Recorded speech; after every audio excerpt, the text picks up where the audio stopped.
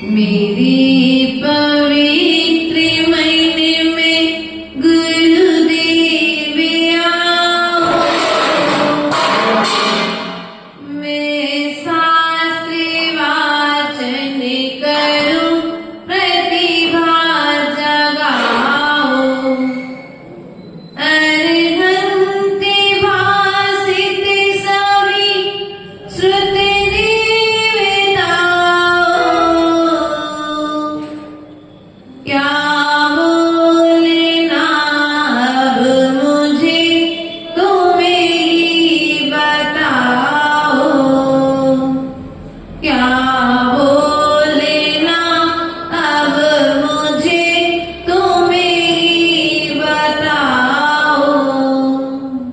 बोले अनंतानंत सिद्ध परमेश्वरी भगवान की जय। देवादिदेव बोलाए आदिनाथ भगवान की जय। देवादिदेव शासनायक भगवान महावीर स्वामी की जय। आचार्य भगवंत कुंद कुंद देव की जय। आचार्य भगवंत विराट सागर जी महाराज की जय। आचार्य भगवंत विशुद्ध सागर जी महाराज की जय। आचार्य भगवंत विभव सागर जी महाराज की जय। आरिका माय समाज सिद्ध श्री माता की जय। आरिका संत श्री माता की जय। आरिका श्री सभा श्री माता की जय। वंदनीय आरिका संघ की जय। प्रिय बंधुओं, अपना यहाँ पर विषय चल रहा है मेरी भावना ग्रंथ। मेरी भावना ग्रंथ के अंदर में अर्थात पंडित जुगल किशोर जी मुक्तार जी ने यहाँ पर भावना रखी थी कल 7वें काव्य के माध्यम से। अथवा कोई कैसा भी हो, अथवा कोई कैसा ही है या लालच देने आवे, तो भी न्याय मार्ग से मेरा कभी ना पग डिगने पावे। वास्तविकता में एक बार महसूस करके देखना, अपनी आत्मा के प्रदेशों पर बार बार एक बार अनुभव करना कि वास्तविकता में इस भावना का पालन होता है क्या? यदि कोई लालच देने वाला हमारे सामने में आ जाए, तत्काल हम उस लालच के वशीभूत होकर के अन्याय मार्ग को स्वीकार, न्याय से जो धन हमारे पास में आ रहा है वो तो आना ही चाहिए, लेकिन यदि 2 नंबर के कार्य करके भी यदि मुझे धन मिल रहा है तो वो धन भी मुझे प्राप्त। ऐसी भावना प्रत्येक जीव की आज बन चुकी है। लोभ कसाय के भसीभूत होकर के वह अपने परिणामों का घात कर रहा है और लोभ कसाय के भसीभूत होकर के वह अपने जीवन को बर्बाद कर रहा है, क्योंकि आज उसके पास जो है वह उसमें खुश नहीं है और जो नहीं है उसकी प्राप्ति में दिन रात पुरुषार्थ कर रहा है। बल्कि यहाँ पर पंडित मुक्तार जी यही बात कह रहे हैं, भैया यदि तुम अपना कल्याण चाहते हो तो जो प्राप्त है तुम्हारे लिए उसमें संतोष को धारण करो। कुनीति से धन की प्राप्ति की इच्छा मत करो, कुकार्य करके वैभव के प्राप्ति की भावना मत करो। आज तक हमें, अरे हम तो न्याय नीति से कार्य करते हैं, फिर भी हमारी दुकान कम चलती है, सामने वाला तो कितना मिलावट मिलाकर के काम करता है, उसकी दुकान फिर भी बहुत ज्यादा चलती है। ध्यान रखना, दुकान चल रही है ना, ये सब पुण्य और पाप का खेल है। जिस दिन पाप का पर्दाफाश होता है, हकीकत सामने आने में समय, जितनी व्यक्ति इज्जत बनाता है वह सब इज्जत एक बार में उतर जाती है। इसलिए कभी भी अन्याय कार्य करके अपना सम्मान बनाने की चेष्टा मत करो। तुम्हें ऊंचाइयां प्राप्त करना है तो आचार्य भगवंत कहते ईमानदारी से ऊंचाइयां प्राप्त करो। जब गांधी जी अहिंसा के बल पर हमें आजादी दिला सकते हैं तो क्या हम महावीर स्वामी के वंशज सत्य, अहिंसा, आचर्य और अपरिग्रह व्रत के बल पर अपने जीवन को प्राप्त नहीं कर सकते? जीवन नहीं जी सकते क्या? जी तो सकते हैं, लेकिन हमें वर्तमान में चारों तरफ जो अनीति और अन्याय चल रहा है उसको देख देख करके हमारा मन भी, अरे इतने लोग तो करते, क्या होता है, वो नरक जाएंगे तो हम भी चले जाएंगे, लेकिन अभी तो बच्चे की नौकरी लगना चाहिए। बच्चे ने पढ़ाई नहीं की लेकिन पैसा देकर के नौकरी लग रही है तो व्यक्ति ब्याज लेकर के, ब्याज पर पैसे उठा करके तत्काल नौकरी लगा देगा। डॉक्टर बेटा तो डॉक्टर बन गया, लेकिन अब उसे ज्ञान नहीं हुआ तो कितनी जिंदगियों को बर्बाद करेगा वो बेटा। तुमने पैसे के बल पर उसे टीचर बना दिया। भारत के भविष्य के जो नई नई उम्र के बच्चे हैं उनको ज्ञान दिलाने के लिए तुमने बिना डिग्री लिए पैसे के बल पर उसे डिग्री तो दिला दी, लेकिन ध्यान रखना पैसे के बल पर डिग्री तो मिल सकती है लेकिन पैसे के बल पर योग्यता नहीं होती। यदि योग्यता प्रकट होगी तो वह योग्यता तुम्हारे पुरुषार्थ के बल पर प्रकट होगी। इसलिए हमारे भगवंतों ने कहा है कि सदा अपनी योग्यता को प्रकट करो। योग्यता हर जगह स्थान पाती है, समय लगता है, लेकिन तुम्हारी योग्यता का कहीं न कहीं तो सम्मान होगा।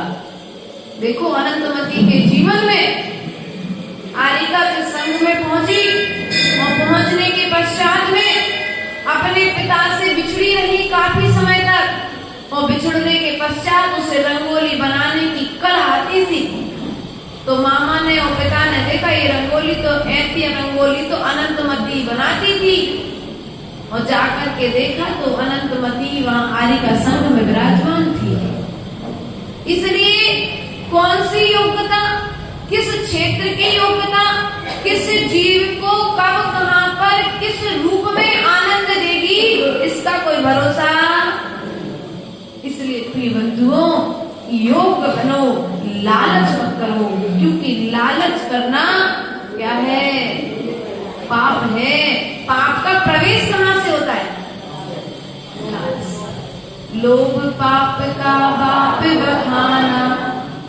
पढ़ा है पढ़ने पर्युषण पर्व की पूजन में, लोभ को सभी पापों का पिता कहा है, क्योंकि लोभ नहीं होगा तो मायाचारी नहीं होगी, लोभ नहीं होगा तो छल कपट नहीं होगा, लोभ नहीं होगा तो क्रोध नहीं होगा, और लोभ नहीं होगा तो मान नहीं होगा, और लोभ नहीं होगा तो परिग्रह नहीं होगा, और लोभ नहीं होगा तो कुशील भी नहीं।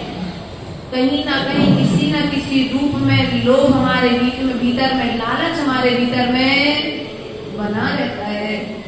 इसलिए देखो दूध वाला आता है, क्या करता है? पानी में, बोलो तो, पानी में दूध मिलाता है कि दूध में पानी मिलाता है? बोलो माताओ। वो दूध वाला तुम्हारे दरवाजे पर आया, पानी मिला दूध लेकर के आया, तो तुमने कहा कि भैया पानी मिला दूध नहीं लाना, और स्वयं जब बाजार वहां से गाय के वहां से स्वयं लेकर के आए, और स्वयं लेकर के आए तो कैन को धोने के लिए स्वयं ने आधे गिलास दूध में पानी डाला कि नहीं डाला? माताओं करते कि नहीं करते? बेचारे दूध वाले पर शंका करते हो और स्वयं पानी मिला करके अपने परिवार को दूध पिलाते कि नहीं पिलाते? अरे रिश्तेदार कम है, ज्यादा हो गए, दूध कम है तो थोड़ा पानी मिला दो, काम चलेगा। देखो हंसी आती तो लोग को, सच्चाई तुम्हारी है। ऐसी करते कि नहीं करते? दाल थोड़ी सी कम पड़ गई, पानी डाल दो, अरे भैया सब्जी। अब देखो हम भी गृहस्थी से देखते, मम्मी लोगों को देखते ही थे परिवार में, जब कभी परिस्थितियां पड़ती थी, बड़ा परिवार था, 4 भाई थे पापा लोग, तो संयुक्त परिवार में सब चीजें देखने में आती थी कि नहीं आती थी? और आप लोग, हमने तो देखी है और आप लोग तो करते हो, है ना? तो ऐसा कार्य करना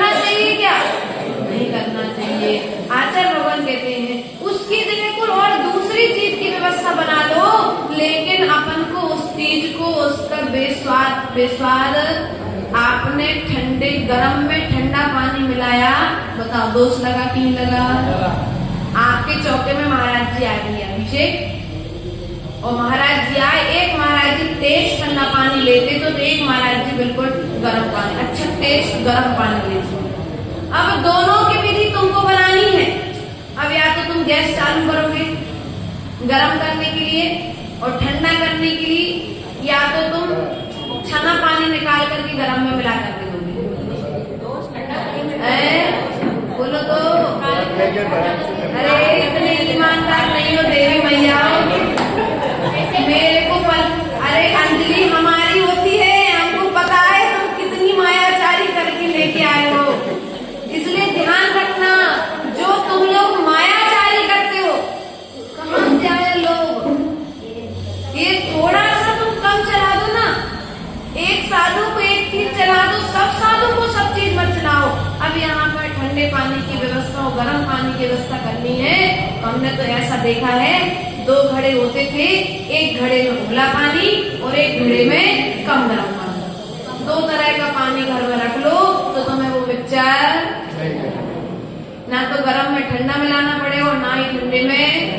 अब माता जी ठंडा पानी, अगर गर्म पानी ठंडा हो जाए तो क्या गर्म पानी मिला सकते? नहीं, उसमें भी अपन ऐसा मिक्सचर, उसमें भी पाप लगता है, दोष लगता है। गर्म पानी में ठंडा पानी नहीं मिला सकते, और जो गर्म पानी ठंडा हो गया है उसको भी गर्म पानी में नहीं मिला सकते। गर्म पानी होकर के ठंडा हो गया ना, वो उसकी प्रकृति बदल गई, वो अपने स्वभाव में आ गया। भले ही उसकी मर्यादा है, लेकिन वर्तमान में उसकी प्रकृति क्या है? अब शीतल है। और जो अभी तुमने पानी गर्म किया है, ध्यान नहीं दे पाए, गैस बंद करना भूल गए, वो तेज गर्म हो गया, तो सुबह का ठंडा पानी जो गर्म होकर ठंडा हो गया है, उस पानी को आप शाम के गर्म पानी में नहीं मिलाओगे। ये भी दोषपूर्ण आहार है। इसलिए प्रियबंधु, छोटी छोटी चीजों में आपका लालच, घी में आजकल क्या करते, डालडा घी मिला देते, और डालडा घी में आलू मिला देते। क्या कर रहे? अरे बिल्कुल शुद्ध घी आ रहा है, 8 पैर घी खिलाने की बात कही है। लालच और लोभ के वशीभूत होकर के आप लोग क्या कर रहे माता, और 4-4, 5-5 दिन की मलाई का घी, और तो इतनी गंदी स्मेल आती है उस मलाई से, और आप लोग जब घी बनाते हो, आप बताओ अभक्ष्य घी खा रहे हो, खिला रहे कि नहीं खिला रहे? शुद्ध घी बनाने की व्यवस्था हमारे पास में होना चाहिए। आगम में स्पष्ट व्यवस्थाएं, हर चीज को, शुद्ध भोजन को बनाने की विधि। लेकिन हमारी लोक कसा है, बोलो तो, व्रत के दिनों में भी हम 5 दिन 8 दिन की मलाई का घी बनाकर के यूज कर रहे हैं। अब बताओ ये लोभ है कि नहीं है? एक दिन की मलाई से घी नहीं निकलता, कोई बात नहीं, एक दिन 5 किलो दूध खरीदो, बढ़िया आराम से उस दूध से मलाई निकाल करके घी बना लो। पहले मठे का बनता था भैया, रीते पहले मठा से घी निकालते थे, नैनू निकाल करके व्यवस्था बनाते थे। लेकिन तुम्हारी लोभ कसाए, लालच आ गए तुम्हारे लिए भीतर में, तो तुम क्या करने लगे? अनीतिपूर्ण कार्य करने लगे। कार्य तो करे, माता जी महाराज तो पूछते ही रहते, तो हाँ मैं कह दो, बासा भोजन, अरे कल तुम्हें टाइम नहीं मिलेगा तो आज पपड़ियां बना करके रख लो, आज बढ़िया कुछ नमकीन तल करके रख लो, गुपचुप खिलाने की तो आज बना करके रख लो। माता जी पूछेंगी तो हम कल कह देंगे हाँ हमने आज ही बनाई है। माँ बाप शाम को सेक करके रख लो, भले ही मर्यादा है, लेकिन हम तो ये कहते हैं कि कम बनाओ लेकिन ताजा खिलाओ। जब कई श्रावक बासा भोजन नहीं करते तो फिर तुम ज्यादा आइटम बनाने के चक्कर में साधु को बासा भोजन क्यों देते? कहीं ना कहीं तुम्हारे भीतर में लोभ कसाएं दबी हुई है, तभी तो इस तरह की क्रियाएं तुम्हारे माध्यम से हो रही है। समय कम है ना? कई बार श्रावक ऐसा भी कर लेते हैं, घी की जगह तेल और तेल की जगह घी, वो कहते थे भैया नहीं, पापड़ी बनाना है, पापड़ बनाना है, शाम को बना करके रख लिए, तल लिए, और फिर मर्यादा सुबह कहती बस अभी सुबह के बने हैं। ध्यान रखना, इस तरह की मायाचारी हमको साधु के साथ में सत्य बोलो, तुमने अपने सत्य अनुव्रत में दोष लगाए कि नहीं लगाए? नहीं नहीं, श्रावक तक सीमित है ये चीजें, साधुओं के लिए नहीं चलाना चाहिए। कम बनाओ ना, क्या दिक्कत है बहुत सारे आइटम बनाने में। माताओं, यहाँ पर लोभ कसाय की बात चल रही है। न्याय से तुम भटक जाते हो, नीति पूर्वक कार्य नहीं कर पाते हो। जिस चीज की जो विधि है उस विधि से उस कार्य को नहीं कर पाते, चाहे चौके में हो, चाहे व्यापार में हो, चाहे धर्म क्षेत्र में हो, चाहे धन के क्षेत्र में हो। जहाँ पर लोभ कसाय भीतर में आती है, समय का तुम्हें अभाव दिखता है, तत्काल से तुम न्याय से भटक करके अनिपुण कार्य, अरे सबके चौकों में तो होता है तो हम भी करेंगे नहीं भैया, सबके चौके में तो इसलिए नहीं करना है। हमें तो यदि ज्ञान है तो हमें ज्ञान पूर्वक क्रिया करना है। इसलिए प्रिय बंधुओं, तो भी न्याय मार्ग से मेरा कभी न पग डिगने पावे। जो न्याय नीति है, जो विधि है आगम की, उस आगम की विधि के अनुसार हमारे लिए कार्य करना चाहिए। आज 8वें काव्य में प्रवेश करते हुए पंडित जी साहब क्या कहते हैं, उस विषय को समझने का हम प्रयास और पुरुषार्थ करेंगे। होकर सुख में मन न भूले, दुख में कभी न घबरावे। पर्वत नदी शमशान भयानक, अटवी से नहीं बैठावे। रहे अटोले अकम्प निरंतर, यही मन दृढ़ कर बन जावे। इष्ट वियोग अनिष्ट योग में सहनशीलता दिखलावे। अब तुम्हारे समता की यहाँ पर चर्चा हो रही है। 7 भयों से रहित, भय कितने होते भैया? 7। उन 7 प्रकार से के भयों से रहित होकर के हमें अपने जीवन का निर्वाह करना चाहिए। और क्या कह रहे प्रथम लाइन में, होकर सुख में मन ना भूले। क्या कहा? माता जी, हमारे यहाँ अच्छी सुंदर बहू आने वाली है और पड़ोसी के 4 बच्चे कुंवारे बैठे, तो हम कहा नहीं आए क्या? वो तो आएगा ही आएगा, बिना आए रह ही नहीं सकता है। पड़ोसी के 4 बच्चे कुंवारे हो, तुम्हारे एक बच्चे की लाड़ी आ गई, अब देखो पूरे मोहल्ले में तुम्हारे जज्बे रुतबे। अरे बहू आ गई है भैया, सबको दरवाजे पर खड़े हो करके, सबको फोन कर करके बढ़िया वो सेल्फी ऐसे कर करके खींचते, आप लोग फोटो खींच करके क्या कर रहे हैं बढ़िया इंस्टाग्राम पर, मोबाइल व्हाट्सएप पे क्या कर रहे हैं सबको।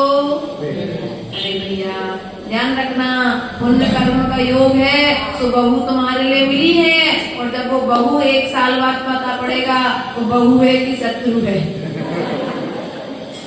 अब साल भर पहले तो सास तारीफ कर रही थी, प्रशंसा के मारे फूले नहीं समा रही थी खुशी के मारे। अब वो क्या करेगी? अरे पता होता कि ऐसी बहू मिलती तो हम लड़के की ब्याह ही नहीं करते। भैया तुम ज्यादा सुखी हो, तुम्हारी बहू नहीं आई, अब वो अपने पड़ोसी को धन्यवाद बोलो। जब तुम्हारे जीवन में तुम्हें फायदा हुआ था तो तुम क्या कर रहे थे? सामने वाले को नीचा दिखा रहे थे, और जब दुख का समय आया तो बोलो तो अब सामने तुम्हारा दुख को सुनने वाला भी कोई ऐसा करना बचा जिससे हम उपकार कर रहे थे जिस चीज का। इसलिए कभी भी किसी चीज का अहंकार न करो। ये मनुष्य पर्याय तुम्हारे लिए मिली है, ये जैन कुल तुम्हारे लिए मिला है, ये जो धन वैभव तुम्हारे लिए मिला है, ये भौतिक सामग्रियां जो तुम्हारे लिए मिली है, जो भोग सामग्रियां मिली है, ये सब शाश्वत रहने वाली नहीं है, एक ना एक दिन छूटने वाली है। इस बात का विश्वास रखना। जब तक तुम्हारा पुण्य है तब तक भोग सामग्री तुम्हें मिलेगी, और पाप कर्म का उदय आएगा तो सामग्री तुम्हारे पास रहेगी लेकिन तुम उसका भोग नहीं कर पाओगे। क्यों भैया? बेटे की शादी थी, खूब बड़ा आदमी, पैसे वाला आदमी, और बेटी की शादी में चमचम की मिठाई बन गई, और डॉक्टर ने कह दिया डायबिटीज 500 है भैया, मिठाई खा नहीं लेना। अब स्थिति मन की क्या होगी? बेटे की शादी में मिठाई पिता ना खाए, ऐसा हो कैसे सकता है? हो सकता कैसा? नहीं हो सकता। लेकिन फिर भी डॉक्टर ने कहा है यदि तुमने मिठाई खाई तो तुम्हारी डायबिटीज और बढ़ जाएगी और तुम मरण को प्राप्त हो सकते हो। इसे इसलिए प्रिय बंधुओं, भोग सामग्री पुण्य के उदय से भोग सामग्री तो मिली है, लेकिन उस भोग सामग्री का भोग नहीं कर पा रहे। कहीं ना कहीं अंतराय कर्म उदय में बीमारी बनकर के उदय में आया है। इसलिए प्रिय बंधुओं, कभी क्या करो, कभी भी होकर सुख में मग्न ना भूले। सुख में होकर के कभी क्या करो, फूल मत जाओ, क्योंकि फूल जाओगे तो एक न एक दिन फूलना पड़ेगा। इसलिए सुख के दिन आए तो भी धैर्य और दुख के दिन आए तो भी धैर्य। कोई अपना और कोई पराया नहीं है, सब अपने हैं और सब पराये हैं। आचार्य गुरुदेव कहते थे, जब सामायिक करने बैठो तो अपने विषय में सोचना, और जब प्रवचन करने बैठो तो सबके विषय में सोचना। क्या सामायिक करने बैठो तो अपने विषय में सोचना, और प्रवचन करने बैठो तो सबके विषय में सोचना, क्योंकि जो बात तुम मंच से कहने के लिए जा रहे हो वो सबके कल्याण के लिए होना चाहिए, और जो सामायिक में ध्यान करने जा रहे हो वो स्वयं के कल्याण के लिए होना चाहिए। और यदि इन दो सूत्रों से साधक सामायिक करेगा तो निरंतर उन्नति को प्राप्त होगा, और चाहे श्रावक हो चाहे साधु हो, यदि इन दो सूत्रों से विपरीत चलेगा तो निश्चित ही उसकी अवनति होगी ही होगी। इसलिए प्रिय बंधुओं, गाड़ी चलाने वाला साधक भी गाड़ी चलाते समय उसे गाड़ी मिली है इस बात की प्रसन्नता रहती है। भैया किसी ने नई गाड़ी खरीदी, उस नई गाड़ी की उसे प्रसन्नता तो है, लेकिन प्रसन्नता के साथ साथ वो गाड़ी चलाते समय सावधान है। यदि मैं सावधान नहीं रहा तो कहीं प्रसन्नता के चक्कर में एक्सीडेंट, पूरा ध्यान उसका गाड़ी के सामने में कौन आ रहा है, आजू बाजू में क्या है, सबको ध्यान में रखते हुए गाड़ी। और हम क्या करते हैं, हमें मनुष्य पर्याय मिली है, थोड़ा सा धन वैभव मिला है, थोड़ा सा सुख मिल गया, उस सुख में भूल करके हम सबको, और इस जन्म के दुखों को तो ठीक है, पूर्व के अपने इसी भाव में जो तुमने कष्ट पाए हैं उन कष्टों को याद कर लो। आज से 20-25 साल पहले तुम्हारी जिंदगी क्या थी, 50 साल पहले तुम्हारी जिंदगी क्या थी, और आज 50 साल बाद जिंदगी क्या है। पहले एक छोटी सी टिपरिया होती थी, और टिपरिया में भी कैसे थे भैया मकान, खप्पर वाले मकान थे, किसी के 3 सेट के मकान थे, और दिन बदले सो सबके अच्छे छत वाले डबल मंजिला ट्रिपल मंजिला मकान बन गए। अब क्या करोगे तुम, इस मकान के अहंकार में भूल जाओगे। पहले बहुत छोटी सी दुकान थी तो अब बहुत बड़ी दुकान हो गई, बीच मार्केट में दुकान मिल गई। सेठानी कहे नहीं थक रही, अरे बीच मार्केट में दुकान बन गई हमारी, अरे बहुत बड़ी दुकान बन गई। बताओ, और यदि उस दुकान में धोखे से कोई नुकसान हो जाए फिर स्थिति क्या होगी। इसलिए जो प्राप्त वस्तु है उस वस्तु में इतना राग मत करो कि भविष्य में जाकर के तुम्हें दुख को उठाना पड़े, और यदि दुख का समय आ जाए तो उस दुख के समय में तुम इतने लीन मत हो जाओ कि उसे 8 रोज ध्यान के बल पर तुम्हें कुगतियां प्राप्त हो जाए। इसलिए होकर सुख में मग्न ना भूले, दुख में कभी ना बोलो तो माता जी, सुख में फूले या ना फूले लेकिन दुख में तो हम घबरा जाते हैं। ये तो पक्की बात है कि दुख का समय हमारे जीवन में आता है, तत्काल हम घबराहट को प्राप्त घबराने लग जाती है, बुद्धि काम नहीं करती। घर में अच्छे भले लोग बैठे थे और अचानक से एक कोई खराब खबर आ गई, अब मन विचलित हो गया। विचलित नहीं करना है, इस रहस्य को समझो, तत्व की व्यवस्था को समझो, व्यक्ति के व्यवहार की व्यवस्था को समझो। भैया ये तो आना और जाना संसार का नियम है, जो आया है वो जाएगा, जो मिला है वो छूटेगा ही छूटेगा।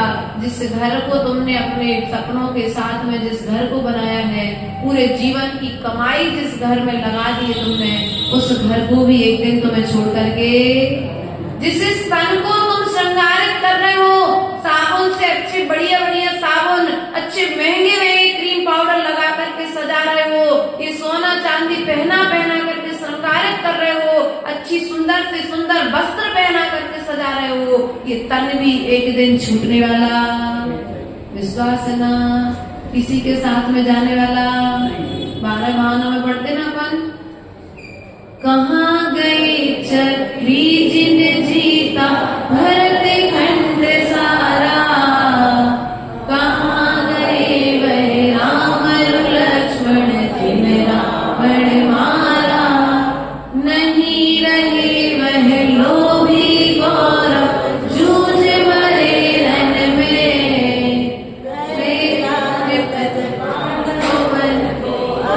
लगी तन में। बस अगर तुम्हें संसार में रहते हुए सुख और दुख से बचना है ना, तो 4 पंक्तियों का स्मरण करते रहो। गलत तो नहीं कह दिया वहां? इन 4 पंक्तियों का यदि चिंतन चलता रहेगा तो तुम्हें धन मिलने पर सुख की प्राप्ति नहीं होगी और धन के जाने पर तुम्हें सुख की प्राप्ति नहीं होगी। साम भाव भीतर में बना रहेगा। भैया पुण्य कर्म तो उदय था सो आया था, पाप कर्म को उदय आया सो चला। बस ये 2 बातें बनी है जीवन में। तो कभी भी किसी पर आरोप और प्रत्यारोप और व्यक्ति, लेकिन यदि पाप कर्म को उदय आया और पता पड़ गया कि भाई के पास में पहुंच गया मेरा धन, अब क्या करोगे? भाई से झगड़ा करोगे? देखो एक कहानी आती है कि 2 भाई थे, दोनों भाइयों की पत्नियों में झगड़ा हुआ और झगड़ा होने के कारण दोनों भाइयों को अलग होना पड़ा। लेकिन भाई के बीच का प्रेम खत्म नहीं हुआ। दोनों भाई खेती करते थे। छोटा भाई थोड़ा कम कमाता था, बड़ा भाई ज्यादा कमाता तो उसके खेत से अच्छी फसल होती थी। एक दिन बड़े भाई ने सोचा कि देखो मेरा छोटा भाई है, मैं इस पत्नी के कारण उसकी मदद नहीं कर पाता हूँ। एक काम करता हूँ, अभी छोटा भाई नहीं है, मैं उसके गेहूं के ढेर में कुछ 2, 4, 5 बोरे अपने गेहूं के डाल दे। परोपकार की भावना देखो। यहाँ पर बड़ा भाई अपने छोटे भाई की जहाँ खेत में गेहूं का ढेर लगा था वहां जाकर के 5-6 बोरे अपने गेहूं के डाल देता है। अब बड़ा भाई शाम को अपना ये कार्य करके चला गया। सुबह छोटा भाई आता है। छोटा भाई सोचता है देखो बड़े भैया ने मेरा कितना उपकार किया है। आज भले हम दोनों भाई अलग हो गए, जीवन भर मेरा पालन पोषण किया है और इस बार इतनी फसल आई है कि साल भर का खर्च तो मुझे ज्यादा नहीं चाहिए, लेकिन साल भर का खर्च तो निकल जाएगा। और मैं यदि बड़े भैया को सीधा दूंगा, उपकार अपने फसल से कुछ दूंगा तो सीधे नहीं लेंगे। सो छोटा भाई क्या करता है, आता है और अपने ढेर में से जाकर के बड़े भाई के ढेर में गेहूं। अब बताओ अगर ऐसा प्रेम भाव यदि आपके बीच में होगा तो कभी विवाद होगा क्या?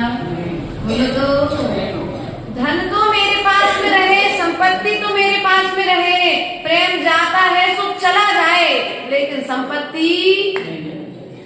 इसलिए ध्यान रखना, अंतिम समय में धन काम में नहीं आएगा।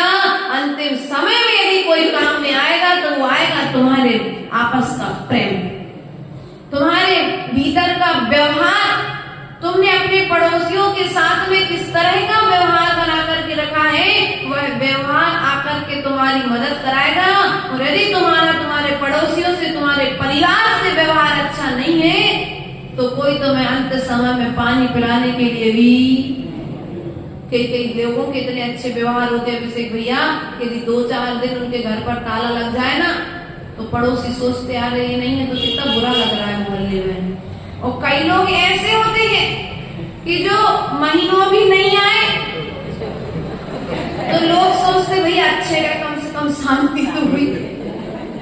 इसलिए व्यवहार इतना अच्छा बनाओ कि लोग तुम्हारी चाह करें, व्यवहार इतना खराब मत बनाओ कि लोग तुम्हारे जाने की दुआ करें। तुम्हारे आने की दुआ तो करें, तुम्हारे जाने की दुआ किसी के मुख से। हमारा यदि व्यवहार अच्छा है तो दुख में भी सुख महसूस होगा, और यदि हमारा व्यवहार खराब है तो सुख में भी तुम्हें दुख की अनुभूति। धन तुम्हारे घर में रहेगा, बंगला, गाड़ी, नौकर, चाकर तुम्हारे पास में रहेंगे, लेकिन तुम्हारे हृदय की वेदना को सुनने वाला कोई नहीं रहेगा। इसलिए प्रेम का व्यवहार बनाओ, होकर सुख में मग्न न फूले। तुम्हारे पास में धन है, इस धन के लोभ में आकर के इतने मत भूल जाओ कि तुम किसी दूसरे का अपमान करने लग जाओ। बड़े पड़ोसी का हो, पत्नी का हो, देवरानी का हो, जेठानी का हो, किसी बच्चे का भी हो, यहाँ तक कहा है हमारे माध्यम से किसी प्राणी मात्र का भी अपमान नहीं होना चाहिए। इसलिए तो साधु जब पृथ्वी पर मुंह से क्षेपण करने जाता है तो एक बार पहले उस भूमि का भी मार्जन कर लेता है। पृथ्वी पर पैर रखने के पहले साधु एक बार भूमि का मार्जन करके पैर रखता है। हाँ, अपने यहाँ तो व्यवस्था बताई, जल एक इंद्रिय जीव है, उस जल का भी एक बार छालन गालन छानने और उसको जल को वापस बिछाने डालने की व्यवस्था बताई कि नहीं बताई। जब हमारे यहाँ उस कुएं के जीवों के लिए यथा स्थान पहुंचाने की व्यवस्था बताई, क्यों?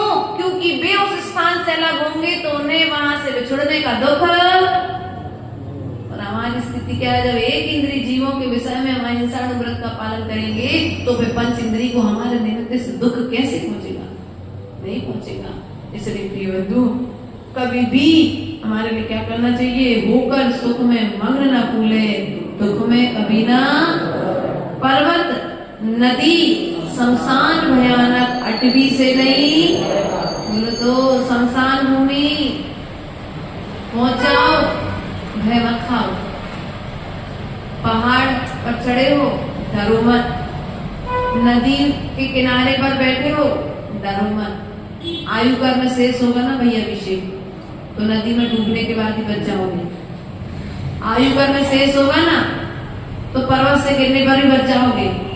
और आयु कर्म में शेष है, शमशान घाट में रात्रि गुजार के आ जाओगे, फिर भी कुछ नहीं होगा। ये तीन उदाहरण हमने साक्षात देखे हैं। बहुत छोटे की बात है, संत याद नहीं, लेकिन बहुत छोटे थे, बस इतना याद है। माँ बताती थी कि धनतेरस के दिन दीपावली, अभी तो घर घर नल की व्यवस्था होगी, पहले नल की व्यवस्था नहीं थी, तो व्यक्ति कपड़े धोने के लिए दीपावली की सफाई करके नदी पर कपड़े धोने के लिए जाते थे। जहाँ तालाब रहते थे वहां तालाब पर जाते थे। और मैं अपनी माँ के साथ में छोटी थी, तो जहाँ माँ वहां बच्चे, तो जबरदस्ती रोते रोते माँ के पीछे पीछे नदी किनारे पहुंच गई। और पानी अच्छा था, नदी में अच्छा पानी भरा, गहराई पे है नदी, सुनार नदी। तो माँ कपड़े धोने लगी, दीदी कपड़ों को नदी से हिलोरने लगी। कपड़ों की आड़ में मैं कैसे पहुंची कि सीधा मम्मी को पता नहीं 5 मिनट तक तो भी मैं नदी में गिर गई। जब देखा कि कहाँ गए, तब देखा पानी के बुलबुले आ रहे हैं। तब जाकर के खोजा, तब फिर उल्टा पैर पकड़ करके हमें बाहर निकाला। तो यदि आयु कर्म शेष है तो नदी में गिरने के बाद में व्यक्ति, और आयु कर्म शेष नहीं है तो थोड़ी सी ठोकर लगे और तत्काल मरण को प्राप्त। डरते क्यों हो? संघ में समिति श्री माता जी से मिले अभिषेक भैया। वो माता जी जब चुल्लिका अवस्था में थी 2017 में, हम लोग गिरनार पर्वत की वंदना करने के लिए गए। और गिरनार पर्वत की जब वंदना करने के लिए गए तो निर्मल सागर महाराज जी आचार्य भगवत वहां विराजमान थे। उन्होंने हम लोगों से निवेदन किया, हम लोग 20-25 लोग थे लगभग। उन्होंने बताया कि आप लोग वंदना करने जाना और किस प्रकार से वंदना करना जिससे कोई विवाद ना हो। उन्होंने पूरी विधि समझा दी और स्पष्ट तौर पर उन्होंने कह दिया कि चौथी टोक पर आप लोग मत चढ़ना, क्योंकि साड़ी के कारण समस्या हो सकती है। ठीक है, अब हम लोग तो अब चले, उजाला होते ही थोड़ा सा चल के पहुंचे पहाड़ चढ़ने के लिए। वो वृद्ध माता जी कहते बच्चा और बूढ़ा बराबर होता है। वो तो बोली हम तो जब ग्रस्त थे तब तो हमने चौथे टोक की वंदना करी, हम तो आज भी करेंगे। और जिद करके वे पहाड़ चढ़ गई और चढ़ी और वहां से गिरी। लेकिन उतने गिरने के बाद में भी वे जिंदा आजादी का महाव्रत के पालन करेंगे। यदि आयु कर्म शेष है तो पहाड़ से गिरने पर भी व्यक्ति का मरण। तीसरी घटना, शमशान भूमि। आचार्य गुरुदेव का कर्नाटक का विवाह चल रहा था और कर्नाटक की यात्रा करते करते रास्ते में स्थान ना मिला तो लोगों ने एक टीन सेट देख करके संघ को रात्रि में वहां पर रोक दिया। अब विश्वशील सागर महाराज जी थे आचार्य श्री के साथ उस समय, और आचार्य श्री और चौके में जो विहार कराने वाले लोग थे वो तो एक टीम चली गई और एक या दो भैया रुक गए महाराज जी के साथ रात्रि मुक्काम के लिए, बाकी लोग चौका लगाने के लिए आगे बढ़ गए। अब जैसे ही शमशान भूमि पर रुके तो रुकने के बाद अर्धरात्रि में वहां पर जो निवास करने वाले देवता है उन्होंने विश्वशील सागर महाराज जी की चटाई खींचना प्रारंभ की। अब विश्वशील सागर जी उतनी रात को बोले महाराज हमारी चटाई मत खींचो। तीसरा कुछ कह रहा है, चौथा कुछ कह रहा है। आचार्य गुरुदेव बोले कि दिख तो कोई नहीं रहा, लेकिन ये लोग क्यों चिल्ला रहे हैं, इस तरीके से क्यों बोल रहे हैं। फिर आचार्य गुरुदेव ने देखा कि ये स्थान कुछ सही नहीं है। अब अंधेरे में पता तो नहीं पड़ा कि ये शमशान भूमि है।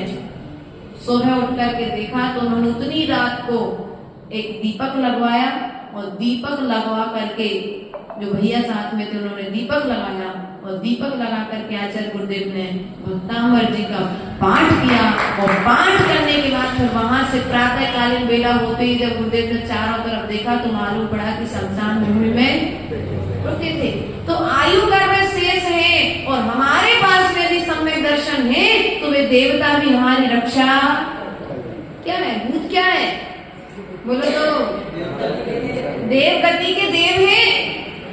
भूत कोई बस ये है कि जैसे मनुष्य पर्याय में मनुष्य क्रूर होते हैं, ऐसे ही कुछ देव पर्याय में क्रूर देव होते हैं, उपद्रवी जीव जिनको दूसरों को परेशान करने में आनंद आता है। ऐसे कुछ मनुष्य भी अपने होते हैं। तो अपन लोग कहते भैया नार की हो कि भूत हो। लोग कहते भैया कहीं भूत पर्याय से तो नहीं आए कि एक न एक को किसी न किसी को उपद्रव करके बढ़िया शांति से बैठ करके फिर उसको दुख दे करके देखना नहीं।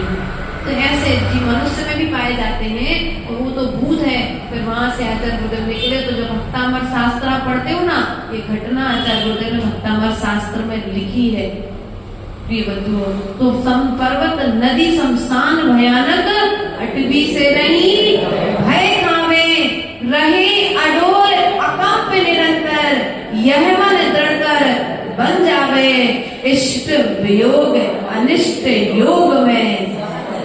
सहनशीलता नहीं मानता जी, इष्ट के सहयोग में तो सहनशीलता बनी रहेगी, लेकिन अनिष्ट के सहयोग में वो भावनाओं में परिवर्तन आ जाता। माता जी क्या करें, शत्रु को देखकर उसने 20 साल पहले जो हमारे साथ व्यवहारिकता की थी वो हम भूल नहीं सकते।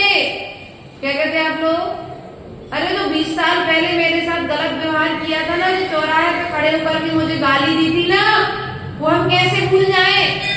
मुझे भरे पूरे परिवार से निकाल दिया था, मैं वो बात कैसे भूल जाऊं। मुझे खाने के लिए माता पता है आपकी जो क्या कहती, माता जब अलग हुए थे ना तो हमारी सास ने कटोरी भी नहीं दी थी। इनकी पुरानी महिलाओं के शब्द इस प्रकार से होते हैं, माता सास ने कटोरी दी हो या नहीं दी हो, लेकिन आज तुम्हारे पुण्य की वजह से तुम्हारे दोनों हाथ घी के कटोरे में डूबे के नहीं डूबे है। आज घी की रोटी खा रहे कि नहीं खा रहे, रोटी में घी लगा के खा रहे कि नहीं खा रहे। पुण्य का उदय है तो संपत्ति तुम्हारे पास में तुम्हारे चरणों की दास बनेगी, और पुण्य के उदय में नहीं है तो जो संपत्ति तुम्हें प्राप्त है तुम्हें छोड़ करके चली जाएगी। तुम पर को दोष क्यों देते हो, तुम्हारी माँ ने तुम्हारे साथ में बुरा नहीं किया। देखो भैया अभिषेक पाप कर्म का उदय आया दीपक अंजना का। 22 वर्ष तक जिस पति ने नजर उठा करके नहीं देखा और 22 क्षणों के लिए वह अपनी पत्नी के पास में आया और बिना बताए आया और चला गया, रुक करके अंजना गर्भवती हो गई। अंजना ने पवनंजन से कहा कि यदि माँ पूछेगी और अगर मुझे गर्भ ठहर गया तो मैं क्या जवाब दूंगी। तो पवनंजन ने कहा कि लो ये मेरी अंगूठी रख लो, जब कोई प्रश्न करे तो मेरी अंगूठी बता देना कि वो मेरे पास में आए थे और ये अंगूठी मुझे दे करके। जब पाप कर्म का उदय होता है तो सबूत भी काम में कलंकनी कह करके, कुलच्छनी कह करके, नाना तरह के सील पर आरोप लगा करके उस अंजना को घर से, और जैसे ही वह अंजना अपने पिता के द्वारे पहुंची तो पिता ने कहा, कितने लोग आए हैं? दासी के साथ आई है, बोलो वहीं से वापस।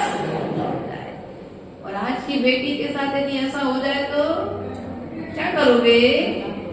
अरे मेरी बेटी तो बिल्कुल सही है, मेरी बेटी तो कभी गलत हो ही नहीं सकती, वो उनके ससुर सास ससुर गलत है, वो लड़का गलत है, ऐसा है वैसा है, फलाना ठिकाना है, और तुम पर आरोप और प्रत्यारोप लगा करके अपनी बच्ची को बचाने का प्रयास।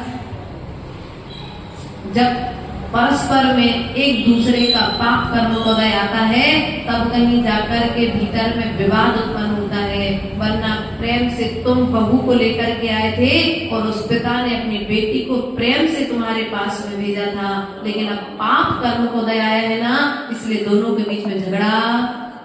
अब वो झगड़ा उत्पन्न हुआ है तो उस झगड़े को निपटाना कैसे है? प्रेम से निपटाओ, शांति से निपटाओ। घर में जब दो बच्चे उधम करते हैं ना, अभिषेक, कितने बच्चे हैं तुम्हारे? दो हैं? दो हैं, एक लड़का और एक लड़की। दोनों बच्चे जब उधम करते हैं तो आप क्या करते फिर? कैसे निपटाते दोनों की कहानी? तुम्हारे 3 हैं, तुम कैसे निपटाते नहीं? देखो ध्यान रखना, मैंने तो देखा है, हम लोग 6 लोग थे, 4 बहनें 2 भाई। वो घर में जब झगड़ा होता था तो सबसे ज्यादा उद्यमी थे, तो ये कहते थे, अरे एक बच्चे को ले जाकर के माँ क्या कहती थी, अरे तू बहुत अच्छा मेरी बात मानता है, वो बहुत खराब है। हाँ देखो याद आ गया, ऐसे ही समझाते थे। एक बच्चे को अपनी तरफ शांत कर लिया, बेटा वो कोई बात नहीं, वो खराब है, तुम चिंता मत करो, तुम बहुत अच्छे हो ना मेरे राजा बेटा। और अपने कहिया लेकर के ऊपर एक तरफ बैठा दिया, एक को वो अब अकेला क्या करेगा, शांति से। अब एक को तुमने अपने पक्ष में कर लिया है, उसे प्रेम से पुचकार दिया है, तो दूसरा उपत्य विवाद। और अब आप लोग करते क्या हो? अपने बेटे का तो साथ देते हो, लेकिन जो तुम्हारे घर में सब कुछ छोड़ कर के आई है उस बहू को अकेले नहीं। बहू की कितनी भी गलती हो, यदि तुम अपने बच्चे का घर बना करके रखना चाहते हो माताओं, तो ये सूत्र सीख लेना, तुम्हारा बच्चा 10 गलतियां करे और बहू 11 गलतियां करे तो तुम बहू का साथ देना, क्योंकि तुम्हारे परिवार को आगे, तुम्हारे वंश को बढ़ाने वाली बहू है। और यदि एक बहू को छोड़ करके दूसरी बहू लाओगे तो जीवन पर्यंत के लिए तुम्हारे घर में चौका। अरे हमारे लड़के तो कई लड़कियां मिल जाएंगी, तुम जाती हो तो आज चली जाओ, नहीं, निभना और निभाना सिखाओ, क्योंकि यहाँ पर इष्ट का सहयोग और अनिष्ट का वियोग लिखा है। दोनों में समता का भाव होना चाहिए। अच्छा व्यक्ति आकर के चला जाए और व्यक्ति अगर बुरे व्यक्ति का सहयोग हो जाए तो समता का भाव रखो, ना कि आक्रोश में आकर के। देखो आग में घी डालोगे तो आग बढ़ेगी ही बढ़ेगी। और आप लोग करते क्या हो, आग में पानी तो नहीं डालते, घी और डालते हो, डालते कि नहीं डालते? हंसते हो, कुछ गलत बोला क्या? दो के सास बहू की बढ़िया तरीके से घर में लड़ाई चल रही थी और पड़ोसन मिली, पड़ोसन ने अपनी, दोनों दोस्ती थी बहुत अच्छी, उसने अपनी दोस्त सहेली को अपनी बात बताई कि ऐसा ऐसा करती बहू, बताओ मैं क्या करूं। तो पड़ोस यदि अच्छी होगी तो वो उसे अच्छी सलाह देगी, और पड़ोसन यदि अच्छी नहीं है तो वो क्या कहेगी, तुम तो एक काम करो, छुटकारा पाओ, घर भगाओ, जाकर तुम दबना नहीं उससे। आजकल की बहुएं दबाती है, क्या करोगे? वैसे ही तो पहले से भड़क रहा था घर में माहौल, तुमने और 2-4 बातें उसे सिखा करके उसके घर को बर्बाद नहीं। हमें प्रेरणा ऐसी देना चाहिए कि प्रेम उत्पन्न हो जाए, प्रेरणा ऐसी मत दो कि किसी का परिवार टूट जाए, ऐसी प्रेरणा मत दो। और व्यक्ति आज परिवार बनाता कम है लेकिन परिवारों को तोड़ता ज्यादा है। अच्छी वाली जिंदगी यदि कोई जी रहा है तो जाकर के कहेगा, अरे तुम्हारी मम्मी तो तुम्हारे विषय में ऐसा कह रही थी, हमें तो आज पता पड़ा तुम इतनी अच्छी बहू हो, तुम तो इतना अच्छा काम करके जानती हो। अब बहू तत्काल तो कुछ नहीं कहेगी, रास्ते में तुम्हारे साथ चौका लगाने गई थी कुछ नहीं कहेगी, लेकिन घर में आकर के उसकी और उसके सास की लड़ाई तो, अब बल्कि तुम उसकी सास ने तुमसे कुछ भी नहीं कहा था, लेकिन अब तुमने लड़ाई कराने के लिए इस प्रकार के शब्द कह दिए, तो बताओ तुमने अच्छा काम किया कि गलत काम किया है? करते तो वही है माता जी जो करते आ रहे हैं। इसलिए जो हरकतें हम अनादिकाल से करते आए हैं उन कार्यों को हमें छोड़ना चाहिए। मंदिर में बैठ करके हम चुगली करते हैं, मंदिर में बैठ करके एक दूसरे की निंदा करते हैं, और श्रावक की तो ठीक है, साधु को भी हम छोड़ दे। कौन से संघ में क्या चल रहा है, कौन से महाराज कैसे हैं, कौन सी माता जी कैसी हैं, कौन के घर में घी बना था, किसके घर में लड्डू खा रहा है, कौन रसगुल्ला खा रहा है, कौन नमक रोटी खा रहा है, पूरी खबर यदि किसी से लेना हो तो इन महिलाओं से। पूरे 100 घर की जानकारी तुम लोगों को नहीं होगी, इन्हें एक घर की जानकारी होगी, किसके घर में कितने बच्चे हैं, कितने बहुएं हैं, कितने कौन आया था, कौन चला गया था। देखो माताओं, ये न्यूज चैनल एक पहले BBC लंदन एक चैनल चलता था, सुपर फास्ट न्यूज। सबसे पहले देश में यदि कहीं कुछ होता था तो उस चैनल पर न्यूज, और आज ये लोग भी यही काम करते हैं।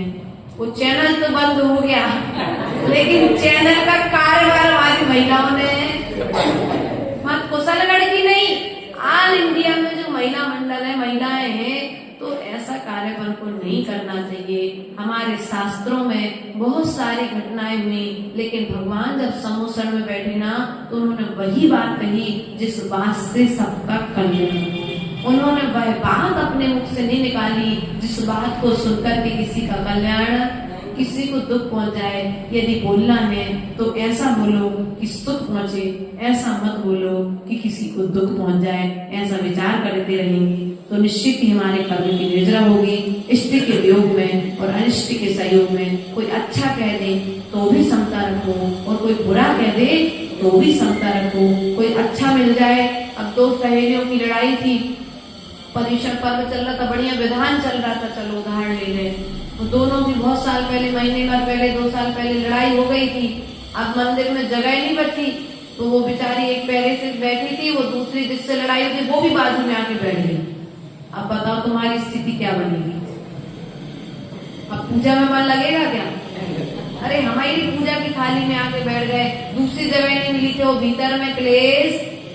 सामने वाले को ये नहीं था कि तुम्हारे पास आके बैठना, जगह ही नहीं मिली थी तो पूजा करने तुम्हारे पास में, लेकिन तुमने उसे भावनात्मक रूप से शत्रु मान करके रखा है ना, इसलिए वो तुम्हारे बाजू में बैठ करके प्रभु की पूजा कर रहे हैं, तब भी तुम्हें उसमें शत्रु और कमठ प्रभु के ऊपर में 10 वर्ष तक 10 भाव तक उपसर्ग करता रहा। प्रभु को उस कमठ में शत्रु नहीं दिखाई दिया, उस कमठ में भी प्रभु ने शत्रु को, मित्र को निहारा था। तो हमें अपने प्रभु से सीखना चाहिए कि शत्रु में भी हमें मित्र नजर आ जाए तो समझ लेना तुम निकट भव्य जीव हो, तुम निकट सम्यक दृष्टि जीव हो। जल्दी से जल्दी तुम्हारा संसार छूटने वाला है, और मित्र में भी शत्रु दिखने लग जाए तो अभी दूरा न दूर भव्य जीव हो। अभी तुम्हारा कल्याण बहुत लंबा है, संसार की यात्रा में छूटने वाली नहीं है। ऐसा विचार करते रहना, निश्चित ही आप सबका और हमारा कल्याण होगा। बोले महावीर भगवान की।